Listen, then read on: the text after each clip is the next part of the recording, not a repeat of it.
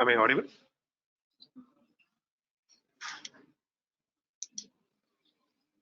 Am I audible? Better?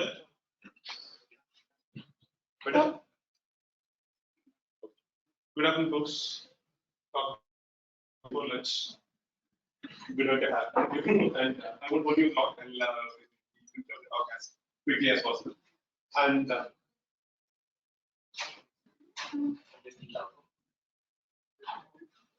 better?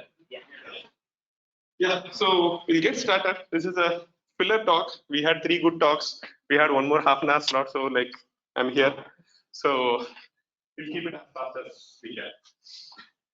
So this is all, all the things that we see today with regard to Python 3. Python 2 I have really not tested it. Anyway, the sunset policy has taken, so like we will not have Python 2 the maintenance as anyway stopped. So the suggestion are like if you are getting started with anything, just do it with Python 3, don't get into Python 2. So that's the general suggestion. And this is like things that I could have I gained over working on multiple things. So like there could also be better ways of implementing it. So this is a disclaimer. Okay. So the topic is meta programming in Python. So we get to the details of like what we want to cover today. But at a high level, these are the 3 things, or these are the 3 utilities of what you say like tools that are available to you in Python for doing some sort of meta program. One is meta classes, the other one is decorators, the third one is descriptors. So today we will look at only meta classes. The decorators and descriptors are something probably we'll cover in another talk, or like you could take it from here. So today's talk will primarily focus on meta classes in detail. Okay. But I'll give a brief overview about decorators and descriptors. Decorators are like very handy things wherein like you could how many of you from Java I think it is available in Ruby also if I'm not wrong. So there is annotation where you do a add and you specify something.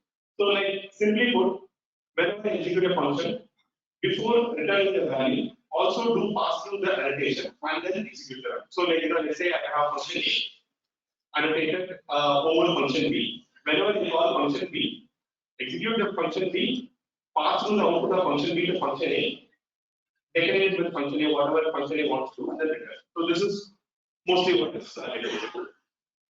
Descriptors are like slightly deeper. So they play with how you actually have properties, like how you have attributes. When you have a class in any language, they always have attributes. How do you deal with the methods and setters of them? So that is how descriptors deal with.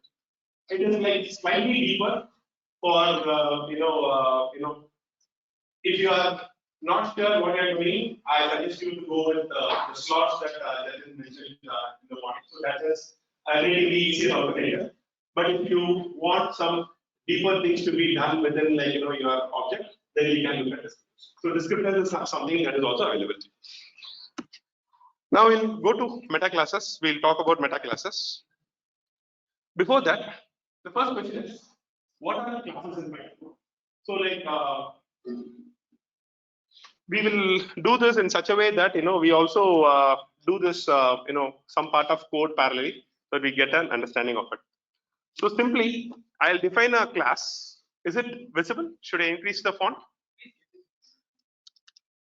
Better?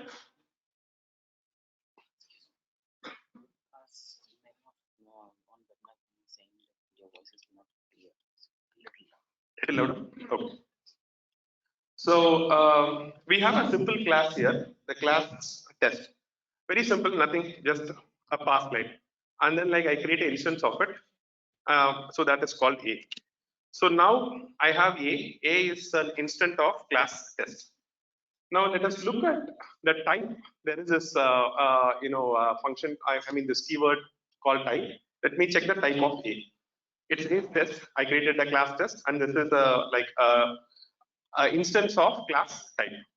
Now, when we look at the type of the class itself. So the test is a class. Now let's see what type the test belongs to. That again belongs to type. So it is of type. So what is the type of type? Type is again, it's again type. So type is the most important thing which is responsible for creating classes. Simply put,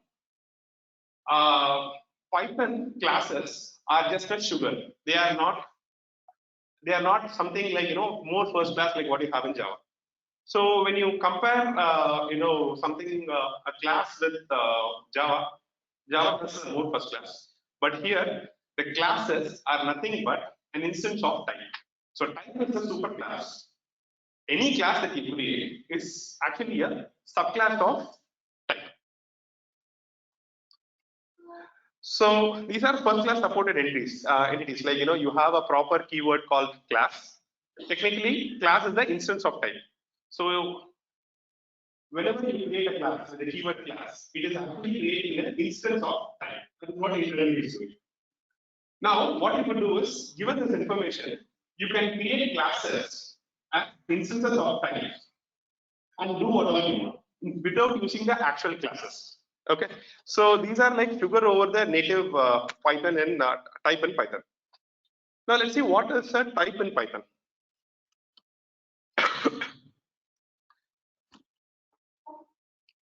So this is the help doc. If you look at the help doc, here you contain two or rather three invocations. Mostly the second invocation is the one that we use to check the type of the class. We used it a little while before. And the first one is actually used to create a class.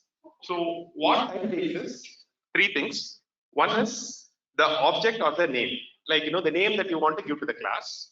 Second one is the base classes. The third one is the dict. The dict tests like what all the initial values that you want to store within the class. Okay. So instead of creating a class using the class keyword, I will now create a class as an object of or rather as an instance of type. So if you look at it, test with type.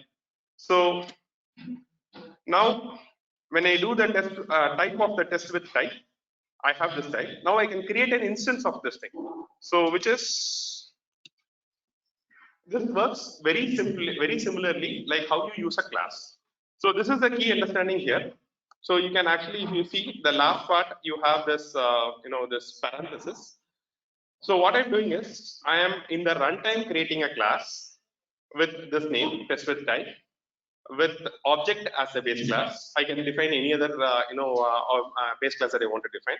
And this dict defines the initial values that it has to hold. So now when I create a object of it, this works very similarly to the class and the instance. But the only difference is now you can create dynamic classes using a type. So you can create a class dynamically, and then you can create instance of the class. So that is what we are talking about. Okay. Now, first we'll go a little, we'll go slightly orthogonally now. The next thing that we will see now is type is an important native structure. Now let's look at the life cycle involved in a simple class. Let's forget type for a moment. Without looking at type, we have a simple class. With a class, now let's look at what is the life cycle of it. So if you look at it, I have this magic whatever dunder methods, double underscore methods, all. So I have a new method, I have a call method, I have a any method. So there is an order in which these are called.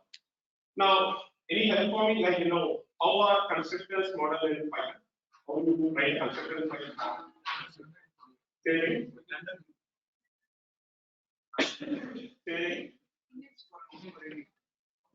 Yeah.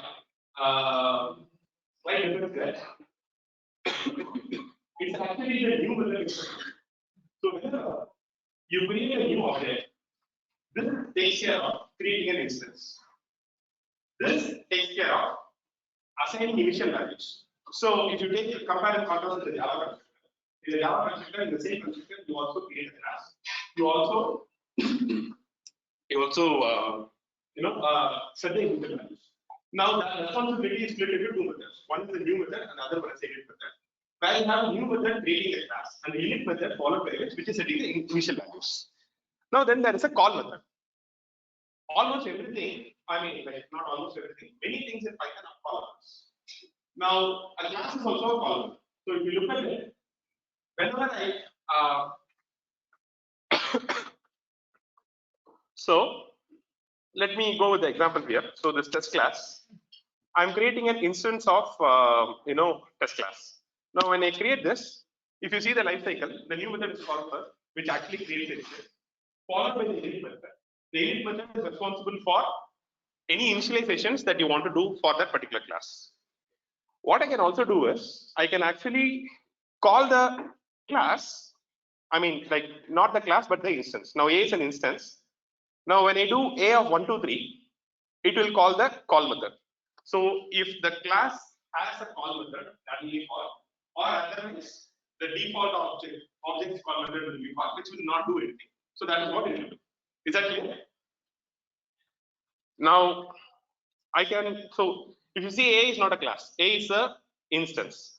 I can just call A with 1, 2, 3. When I do this, it will call the dunder call method.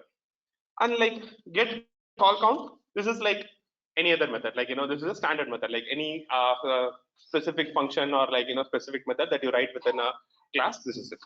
So we spoke about type, the usages. This is the life cycle.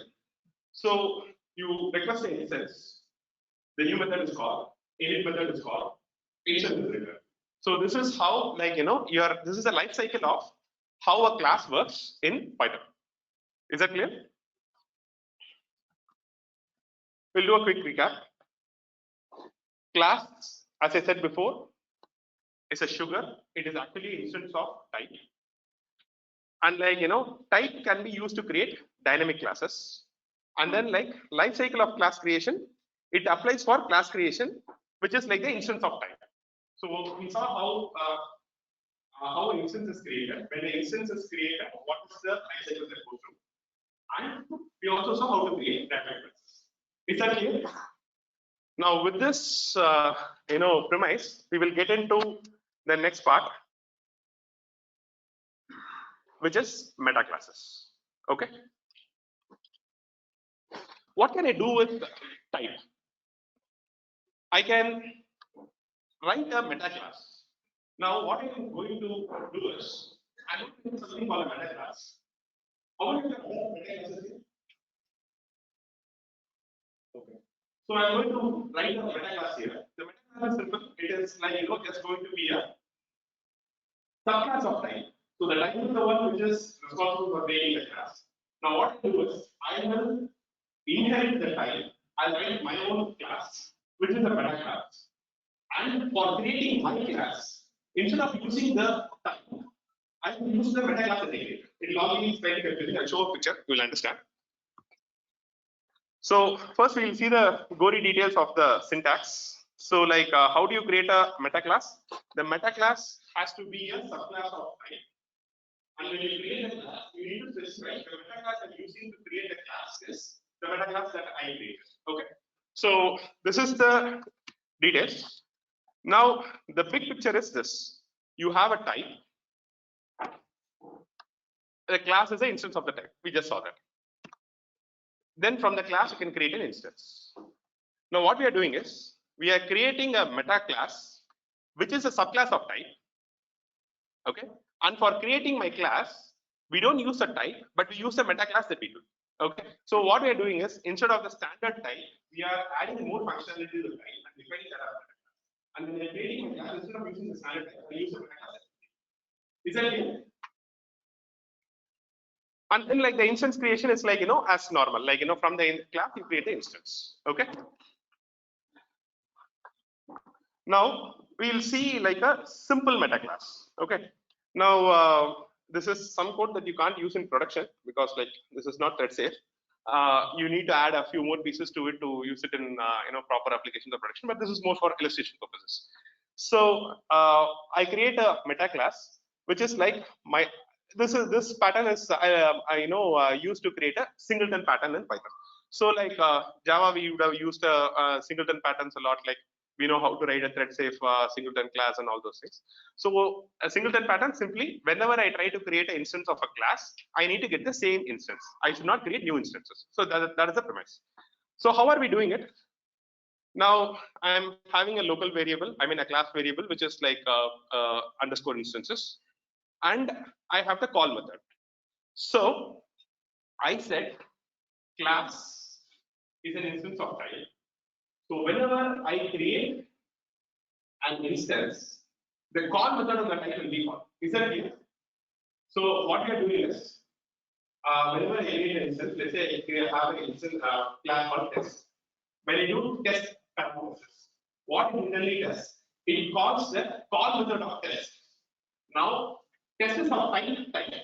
So internally it will call the call method of type.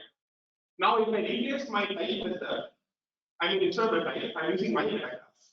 So when I create an instance, it will call the call method of my method. Is that clear? We'll see some pictures, but like just hang around with this detail.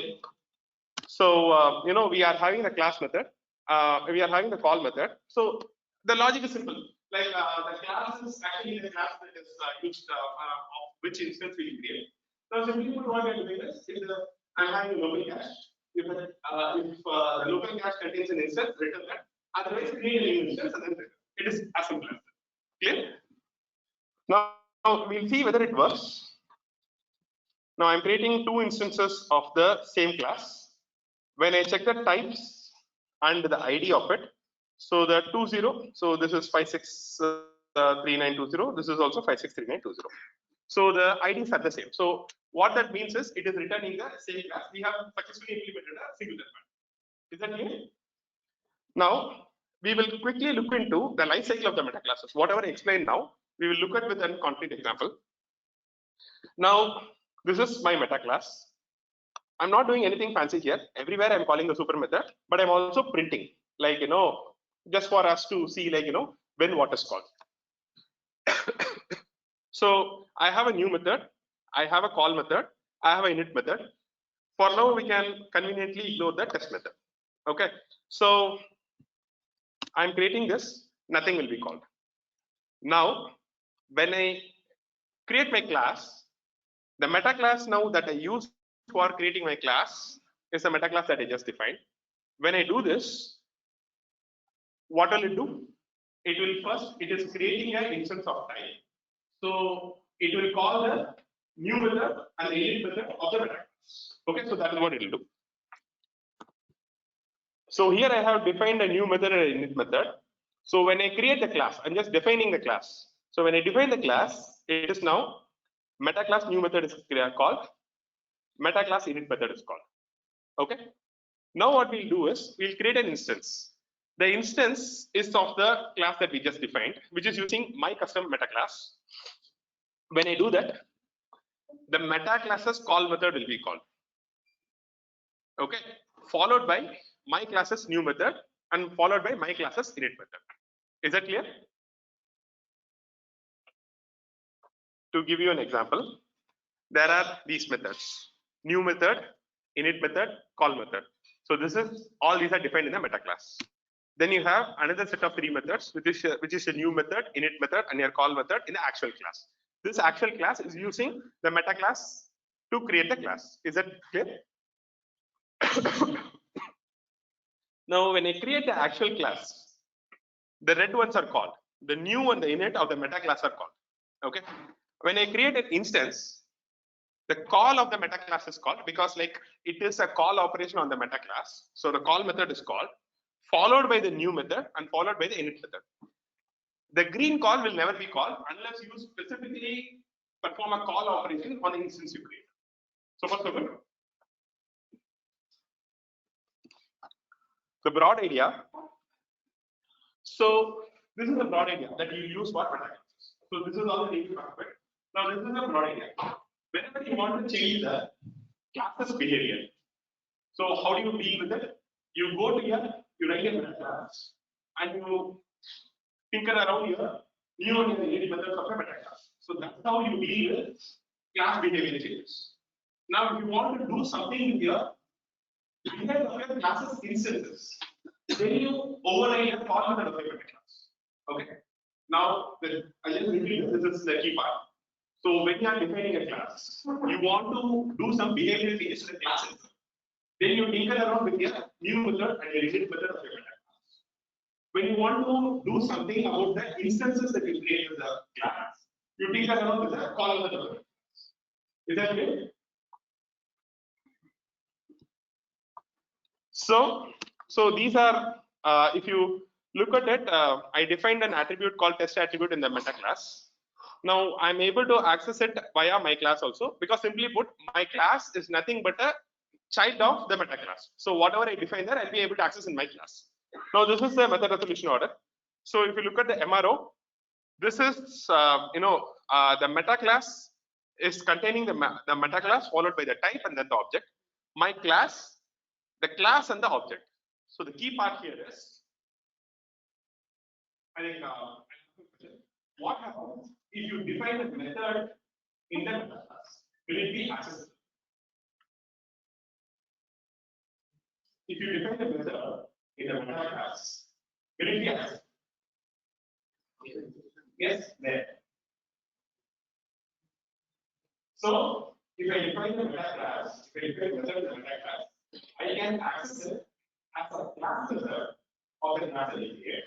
I now access it as an instance method, because if you look at it, my instances, when I create an instance of this, the environment doesn't have the meta class element. But only when I call something directly from here, when I say like my class dot method from meta class, it will search it for in my class, then goes to the parent. So any method that we define in meta class is available to you as a class method in the class definition. But if you create an instance in your meta class, it will not be a class. So the general principle that we all know is, if I put a class method, I can access it as a class variable, also I can access it as an instance variable. So that's a general understanding. But when you do something like this, variable in the meta class, you can only access it as a class variable. You cannot access it as an instance variable. Is that clear?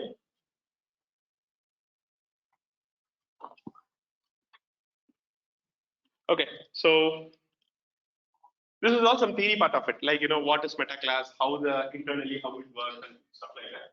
Now we will quickly see 5 patterns that use meta class, and we will see what we can, how we can optimize our code or write better code overall using meta class. So the other question is, do you really need all this working around? Okay. So there are so much of things going on, so much of things with working around in the class and instance and all these things. You really need this. The thing with Python is you are giving complete flexibility. I'm not aware of, maybe I'm wrong, I'm not aware of another language which gives you flexibility to define how your classes are defined.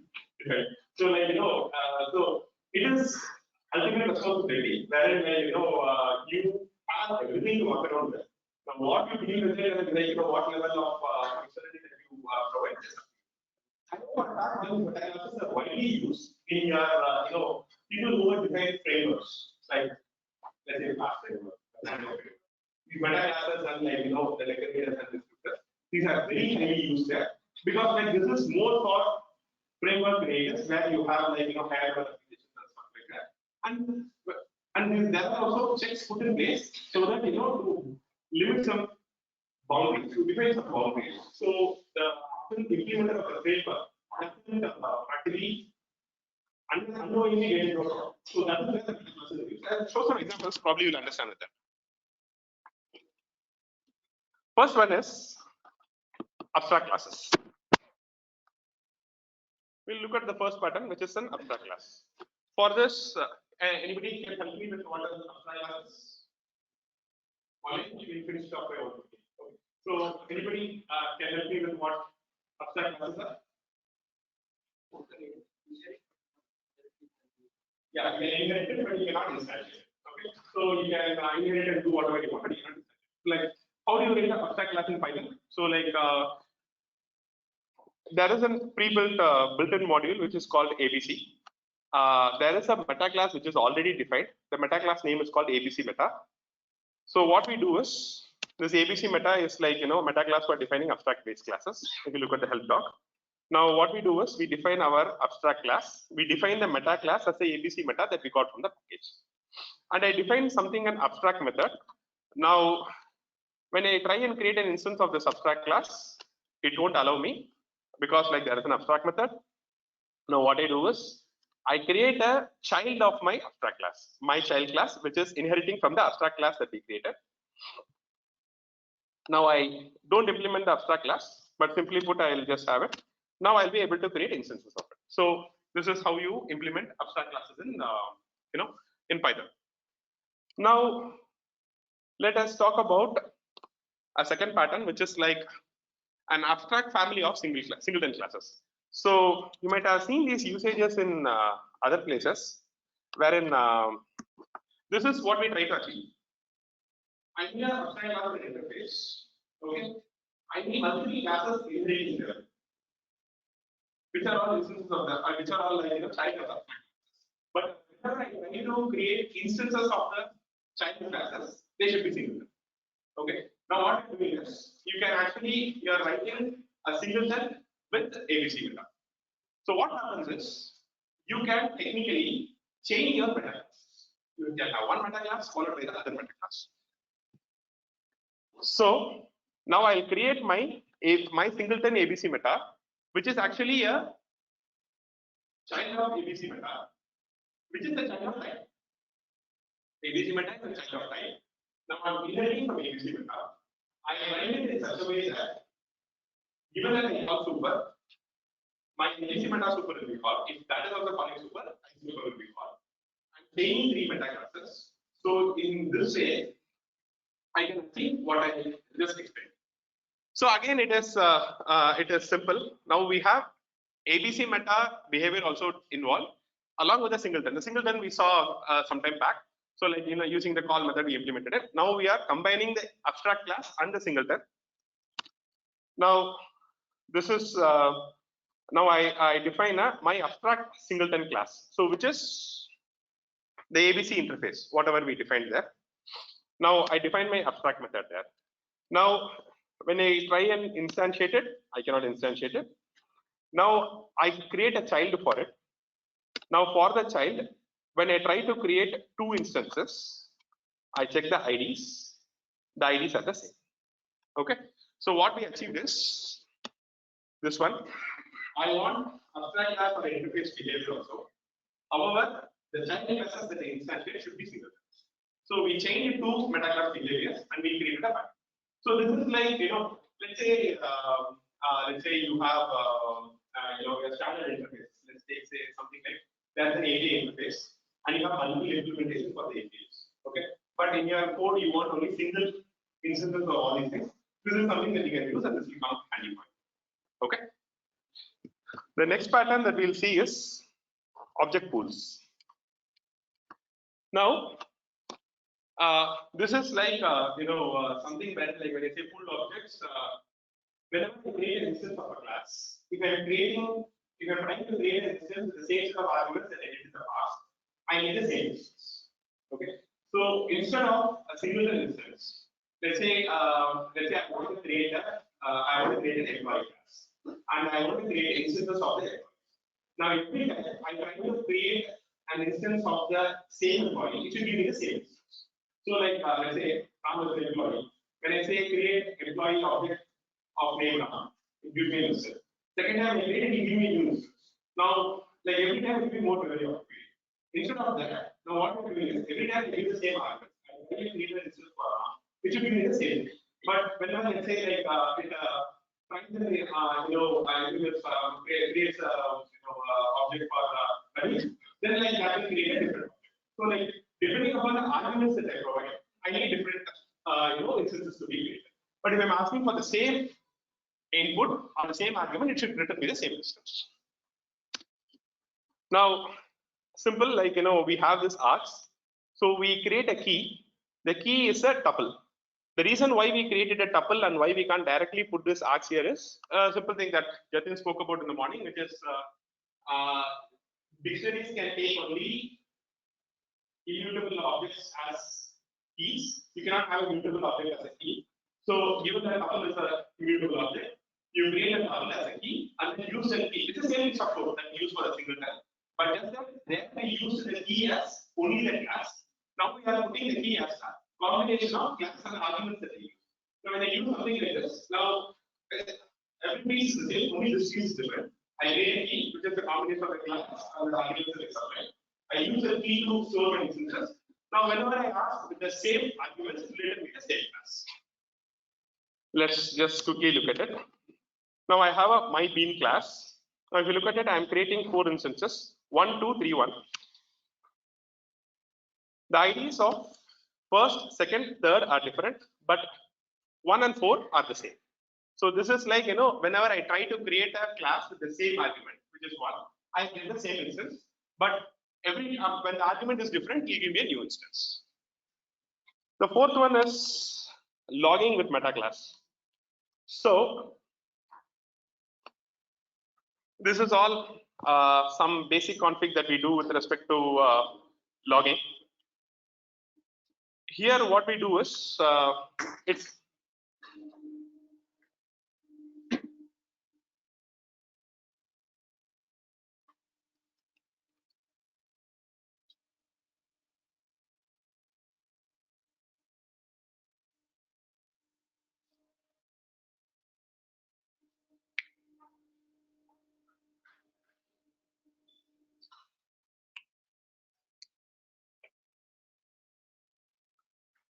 I think it's an indication that we should stop and go for lunch. I mean, give it a couple of minutes.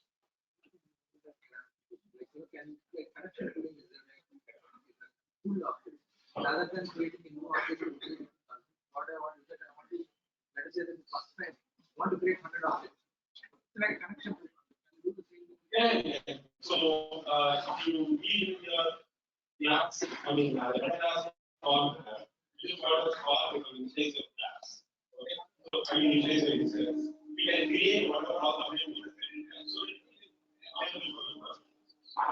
those who start again.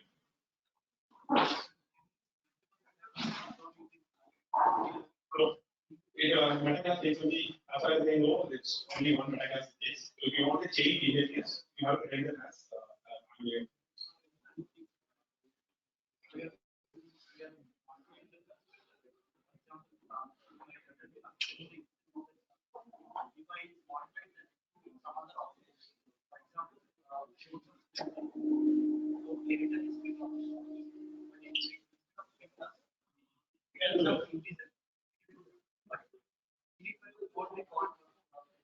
init method is, if you look at init method won't return.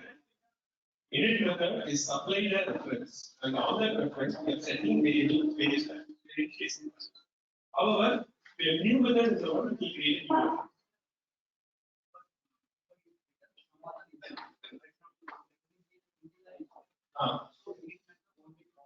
Init will be called. Oh, that way. I think it will be.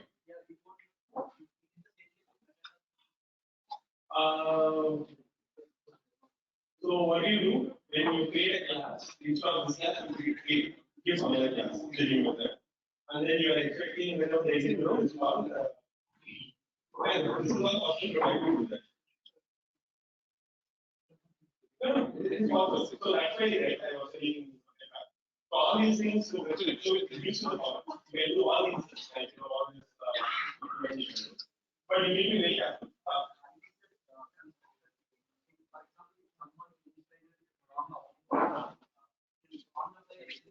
You can do all this. Yes.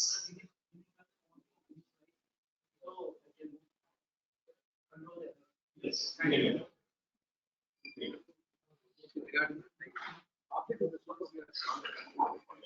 So we know you are saying a spec. So what is the So I will look at the MRO rate of the meta class. The meta class type object. Okay, so that is with respect to the class. Now, when you create an instance, like you create a class. Base classes will not.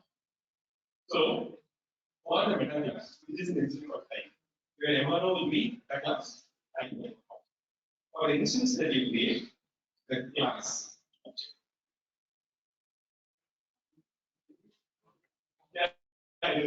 You might have to go around and like, you know, Because sometimes you override topics. all that will work. All that will work. You know, all that will work.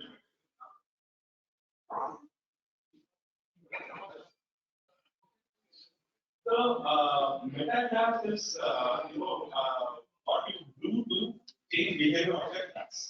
After class is more a design pattern rather than like, it's more used for behavior contracts and whatnot. So that a person who is like implementing a given contract doesn't forget to implement as well.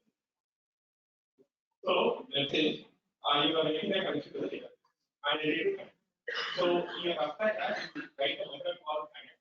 No implementation path, mark as. So anybody who writes a connector to the database will have to manually implement that. Because without connect, it won't work. So because of that, you will do that. When that meta class is different, wherein like you use meta class to change the behavior of the class that you understand?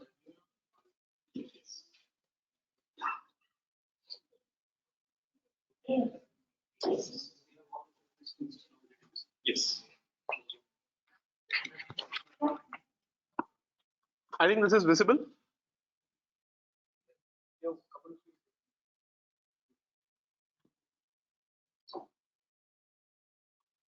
So the logging using meta class, I'll briefly talk about the idea. So the idea was whenever I create a class, if you look at it, I will plug around within the dict a logger. So the morning Jatin was talking, right? Whenever you create a class, the variables are stored within something called cover and socket. There is so called in the morning. Alternative was use slots. If you are using the same, then like you have access to this dict. So what we do is every time I create a system, I will go plug in something into the dict, something called logger. I will initialize the logger here so that I can, whenever in my class, right, within a test function, without having to worry about any initializing the logger or like get logger or anything, I can right away say like self.logger.info and the logging will happen. Is that clear? Last one I wanted to talk about was, anyway, these notebooks are available. You can like look around them and like are available on GitHub. So you can take a look at it and like see what it is. So the last one is a sealed meta. So the sealed meta class is where what we do is we don't allow the sealed meta class is something where we don't allow creation of a child. So what we do is we have a class A. We want a behavior where nobody should subclass it. Okay, so this is like let's say you want to do something like you have a class A and you have a different suppose logic with it. Now it's very distributed. Now you are you don't want somebody to like implement a idea of A and then override the behavior. So you stop people from creating a child. So that's what is your sealed classes. So iteratively you go through all your bases, get your meta classes. If my sealed meta, which is the meta class itself, is in any of the meta classes, you say sealed class cannot be subclassed. Now you'll see an implementation. So this is my sealed class. So this is my sealed class where I use my meta class as my sealed meta. Now when I try to create a child of sealed, it will say no, sealed class cannot be subclassed. So this is this is as I said, like you can use this in some kind of frameworks library wherein like you could use this to deal with how your classes and your code works. We come to the last part of it. So these are some references that you can take. So there is a 3-hour long tutorial on YouTube by ABC. So he talks everything about it all mind bending and mind blocking. Take a look at it at your own free time. So and then there is this one more talk by syntax. How to use descriptors in meta classes. That is of course stack also is there. You do a lot of googling and stack overflowing over your so that is all the references that you can use. So we come to the end of it. Any questions? Thank you. There is an engagement for time for us. Thank you for that.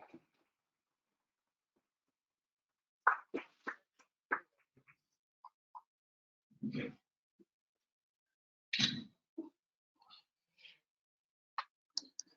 folks, I think it is. Can we announce lunch? Yeah, I think that is it.